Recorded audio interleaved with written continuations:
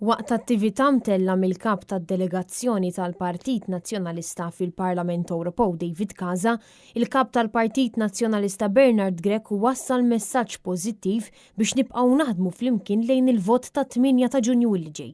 Bil-kap tal-Partit Nazzjonalista jistqarr li pajjiżna għaddej minn sitwazzjoni delikata ħafna e kif issa l-verità ġiet pruvata fil-qorti b'dawk li supposti ħarsu l-interessi ta' pajjiżna ikunu dawk f'kollużjoni ma' Vitals u Stewart għad-detriment tas-saħħa tal-poplu Malti Wawċi kollu. Kien hawnhekk meta l-kap tal-Partit Nazzjonalista fakkar illi issa il-verità qed tkompli toħroġ, il-poplu qed jikkonferma kemm kellha raġun Daphne Caruana Galizia illi kienet taħdem qatieħa d-demokrazija sabiex toħroġ il-verità kollha. Bernard Grech fakkar fil-ħidma tal-Europarlamentari David Casa u tal-President tal-Parlament Ewropew Roberta Metsola li ilhom snin jaħdmu għal poplu Malti Wawċi fil-Parlament Ewropew għal kontrarju ta' dak illi jgħid il-Partit Laburista. Fi kliem il-kap tal-Partit Nazzjonalista issa aktar minn qatt qabel il-poplu Malti Wawċi għandu jkun maqut e kif insista li l-elezzjonijiet ta' 8 ta' Ġunju li ġej huma elezzjonijiet importanti ferm. Fid-diskors tiegħu David Casa spjega kif il-politika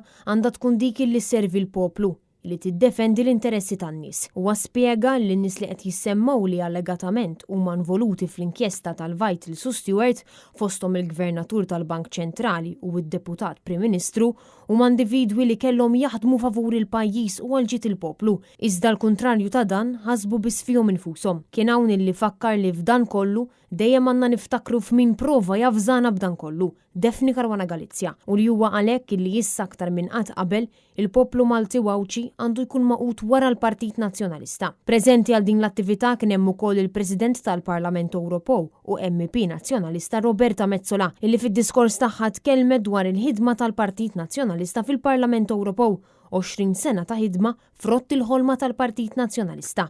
Ħolma li se nkunu qed nerġgħu nivvutaw għaliha nhar it-8 ta' Ġunju illi ġej, vot illi se jsarraf fl-għażla ta' dawk illi rridu li jirrappreżentawna. U fi kliem Roberta Metsola huwa proprju għalhekk illi kulħadd għandu jivvota.